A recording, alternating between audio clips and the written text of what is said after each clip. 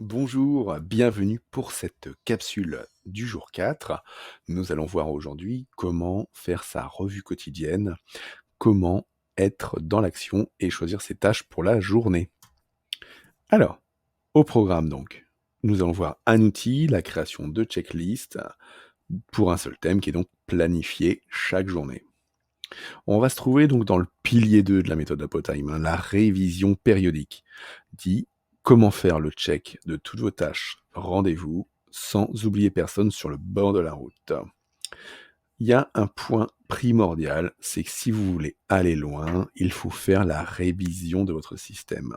Et la revue quotidienne va être là pour vous y aider. Tout d'abord, on va voir l'outil qui s'appelle les checklists ou les listes de vérification et comment les créer pour soi. Alors l'intérêt du checklist, c'est quoi? Eh bien, c'est d'avoir la recette et les ingrédients potentiels, que ce soit pour réaliser un projet, résoudre des tâches, faire des revues, faire la cuisine. L'utilité d'avoir une checklist, bah, ça va être de cadrer un process, une procédure, que ce soit à un instant précis, pardon, ou à chaque fois qu'on aborde une activité particulière.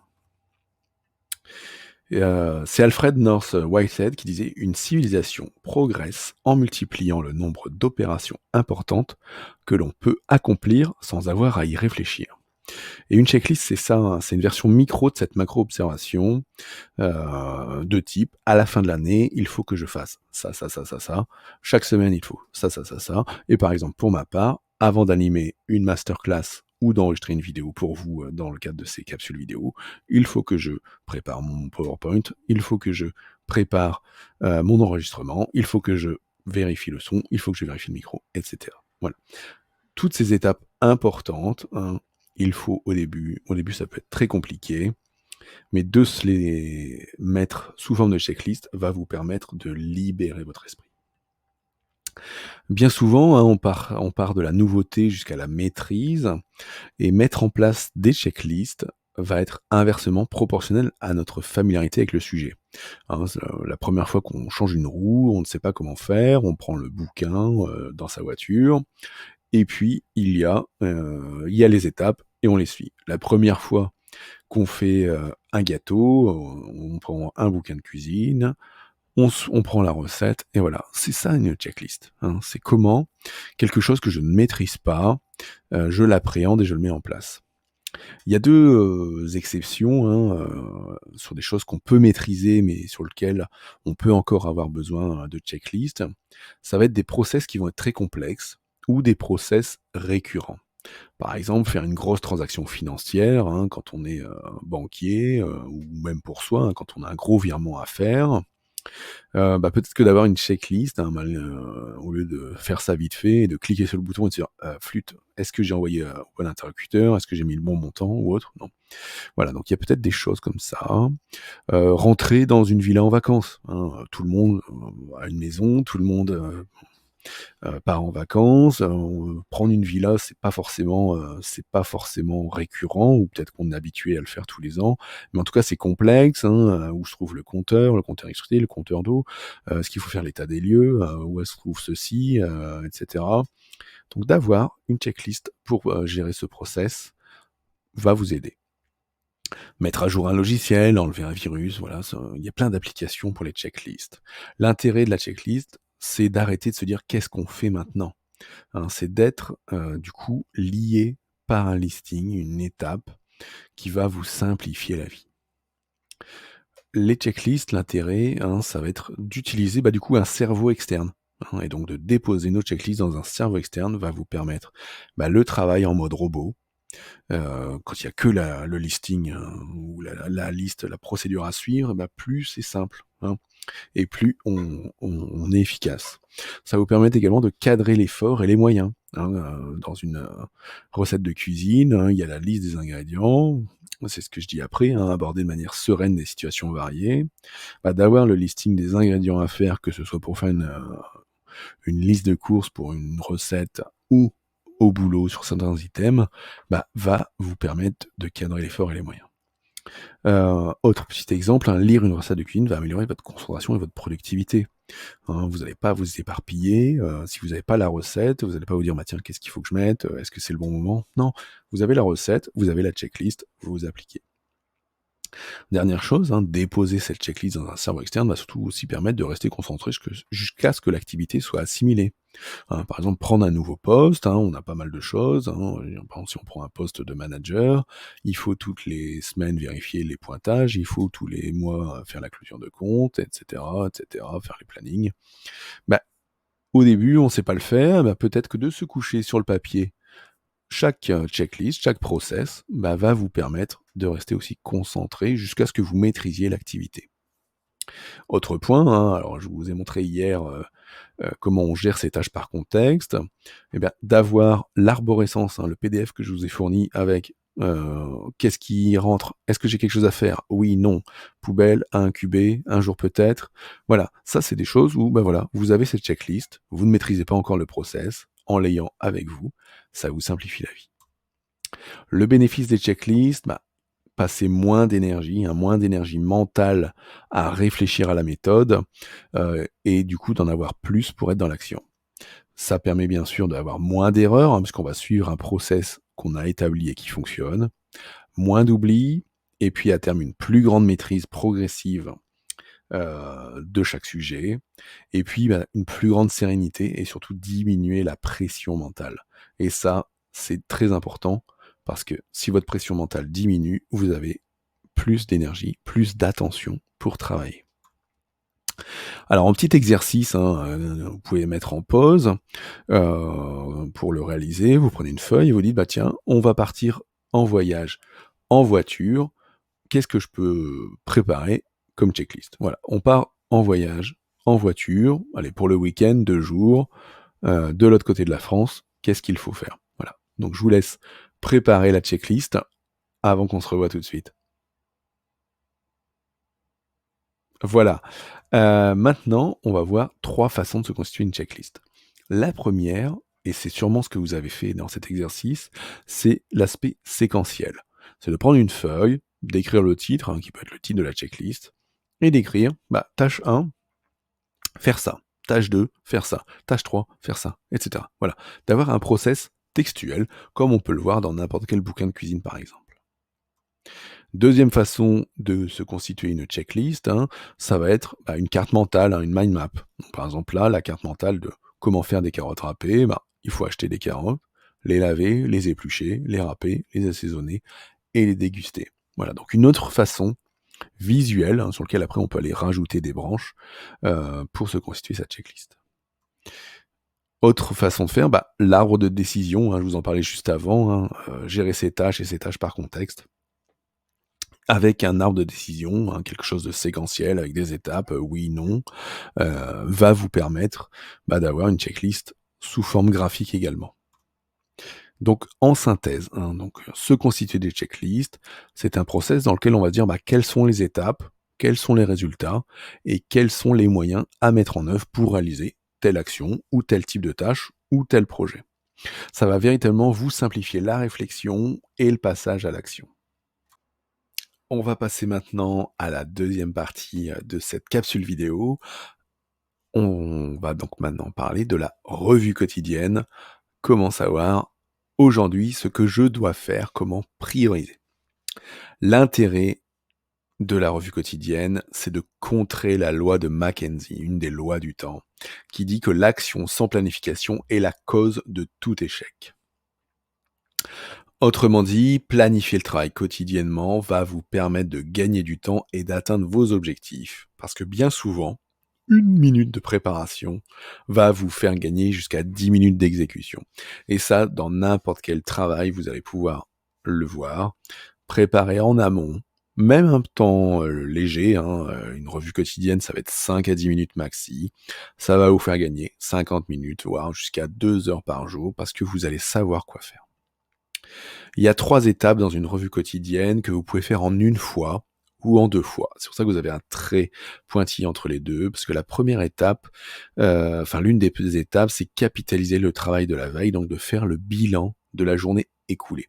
Donc ça, soit vous le faites le soir avant de partir ou avant de vous coucher, soit vous le faites en même temps que les 2 autres étapes qui, elles, vont vraiment être de comprendre ce qu'on a à faire pour la journée et de se donner le cap pour la journée à venir. Comprendre ce qu'on a à faire aujourd'hui, le premier élément à regarder pour vous, c'est l'agenda du jour J. Où est-ce que vous êtes aujourd'hui? Quels sont vos rendez-vous? Est-ce qu'il y a des gens que vous devez voir? Et surtout, quel est le temps de passage à l'action que vous allez pouvoir réaliser? Et c'est là où vous allez pouvoir aussi prévoir vos cycles d'action Pomodoro que vous verrez le jour 6, hein. Mais aujourd'hui, vous pouvez déjà planifier des temps de passage à l'action pour vous dire: «Tiens, dans ma journée, quand est-ce que je vais travailler? Hein, j'ai telle réunion, telle réunion, telle réunion ou tel client, tel client, tel client. À quel moment j'aurai le temps, la latitude temporelle de travailler?» La deuxième chose, n'oubliez pas, quand vous faites ça, hein, quand vous faites votre travail de préparation, de laisser aussi une place à l'imprévu. Bien souvent, il faut essayer de tabler sur 60 de planifié, 40 d'imprévu. Bon, on peut faire 80-20, 20-80. C'est à vous de trouver cette variable, mais 60-40 est quelque chose qui marche très bien. Autre élément à regarder, toujours dans l'agenda, ça va être le jour J+1, hein. Quels sont mes futurs déplacements? Mes échéances à finaliser ce jour? Hein, est-ce que j'ai une réunion demain ou dans lequel j'ai un document à rendre? Ou une présentation à faire et hop, je peux peut-être, me rebalayer une fois aujourd'hui ou peut-être que demain je suis pas sur mon site, hein, je suis en déplacement, donc peut-être qu'il faut que je prenne ça pour demain. Voilà, donc là, vite fait, le matin ou le soir, on regarde ça et on va reporter cet agenda sur sa page de jour du carnet. Je vous présente tout à l'heure, et je vous ai parlé du carnet Apotime ou du bullet journal que vous pourriez utiliser. Le fait de reporter, d'aller, refaire son emploi du temps sur une colonne, brièvement, va vous permettre aussi de vous aider à vous focaliser pour passer à l'action. Attention à 2 pièges. Premier piège, c'est la sous-estimation et c'est là où on va tomber dans la loi de Parkinson et passer plus de temps sur les tâches, hein. Si la loi de Parkinson, hein, le temps, se dilate jusqu'à occuper tout le temps, qui lui a été alloué. Si vous ne bloquez pas des créneaux sans savoir ce que vous mettez. Sinon, c'est l'augmentation des reports de tâches. Ensuite, autre, problème, ça peut être la surplanification, hein. Surcharger votre agenda ou votre journée de tâches, hein, de moments pour travailler. Le risque, c'est aussi, d'avoir des reports multiples, parce que la dose d'imprévu peut avoir le risque d'être supérieure à ce que vous pensez et là, ça vous allez augmenter aussi les reports vers le lendemain ou autre et ça va vous démoraliser.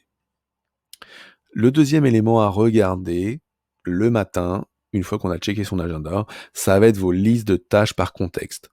Donc de rebalayer, hein, ce qu'on a vu, dans la capsule d'hier sur le passage à l'action, vite fait, vos listes de tâches, en vous disant: «Tiens, je suis au bureau, je lis ma liste bureau, j'ai mon téléphone, je lis ma liste appels.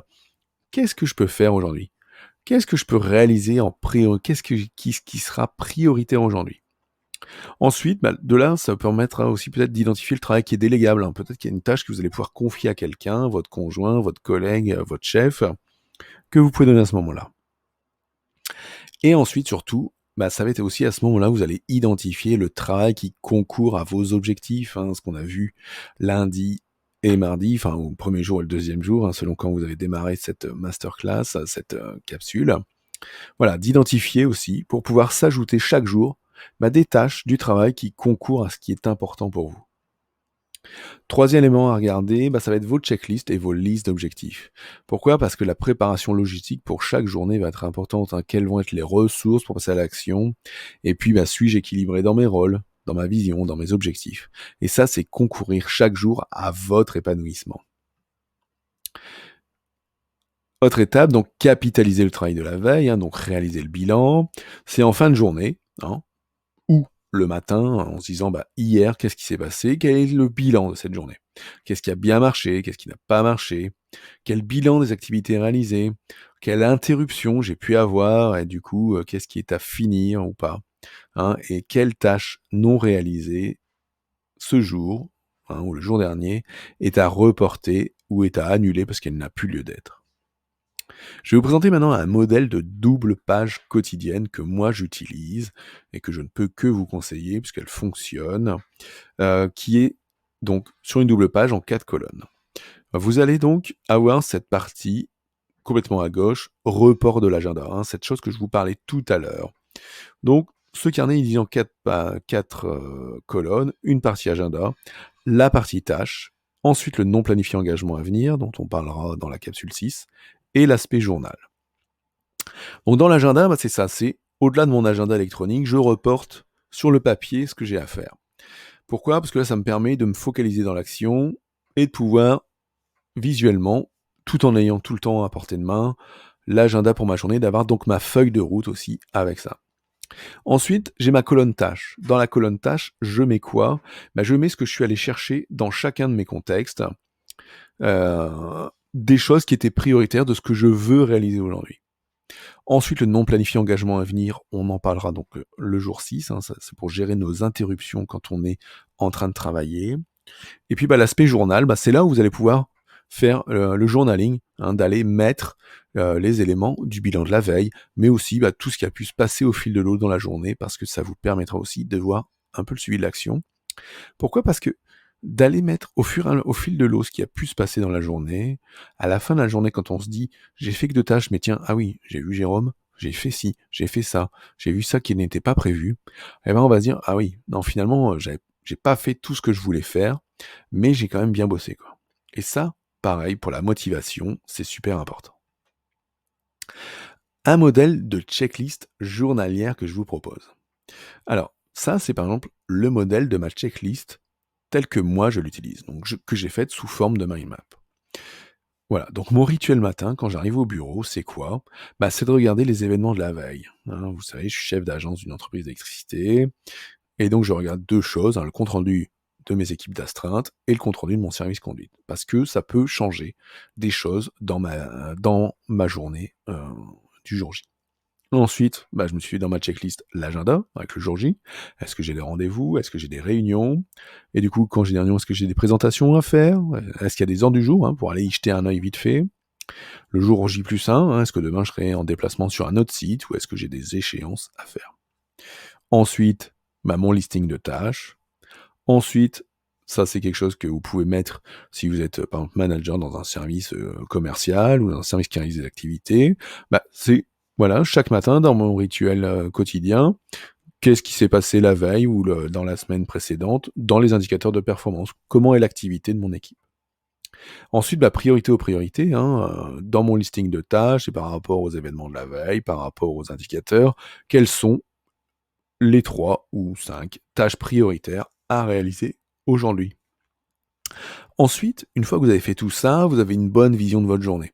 Et c'est là où parfois il est temps de fermer les yeux 30 secondes et de vous focaliser et de vous dire tiens, je suis au bureau aujourd'hui, j'aurai ça à faire, il faudra que je fasse ça. Et donc du coup de vous mettre dans l'état d'esprit, dans le mindset pour préparer à être en focus pour votre journée. Donc ça c'est une étape, un petit tips que je vous donne. On ferme les yeux 30 secondes, on visualise la journée qu'on souhaite par rapport aux éléments qu'on a vus juste avant dans notre préparation. Petit exercice maison, hein, pour vous, vous mettez en pause, en reprenant donc les ensembles d'éléments du cours d'aujourd'hui, en y intégrant les spécificités de votre vie, de votre métier. Votre travail, c'est de constituer votre checklist quotidienne. Si vous le souhaitez, pour plus d'engagement, ou si vous voulez mon feedback, vous pouvez soit la déposer dans le groupe Facebook auquel vous êtes participant, ou de me l'envoyer par mail si vous souhaitez un feedback. Voilà, ça c'est de l'engagement et ça va vous pousser dans l'action. Donc en synthèse de cette capsule numéro 4, chaque jour on réalise sa revue quotidienne le matin avant de démarrer ou le soir avant de partir du boulot. C'est 10 minutes maxi. Reprendre toutes ces listings, ça prend 10 minutes maxi et ça va vous mettre focus dans l'action. Les étapes, qu'est-ce que j'ai à faire ? Je vérifie mon agenda, ma liste de tâches. Je me donne le cap en regardant mes checklists, ma liste d'objectifs. Et enfin, je fais, dernière étape, le bilan de la veille. Quelle est la voiture balai qui va venir regarder les échéances ? Et je fais mon journaling. Je saisis ce qui a pu se passer dans la journée. Donc en bilan de cette séance 4, on a vu la revue quotidienne, la création des checklists, on a fait une première réflexion sur une checklist, donc le voyage, donc j'ai hâte de voir comment on s'organise pour aller en voyage ensemble. En exercice à faire, donc réaliser votre checklist quotidienne, réfléchir aussi Des checklists qui peuvent être utiles dans votre métier, dans votre job, ou même dans votre vie personnelle, votre vie de tous les jours, et de mettre en place, pardon, ce rituel quotidien pour vous, pour progresser et pour avancer. Je vous souhaite une bonne soirée, une bonne journée. Si vous avez des questions et des réponses, n'hésitez pas. Par mail, mon adresse est en bas, fabien@apomind.fr, ou dans le groupe Facebook pour l'entraide et le partage entre tous. Merci beaucoup et à très vite.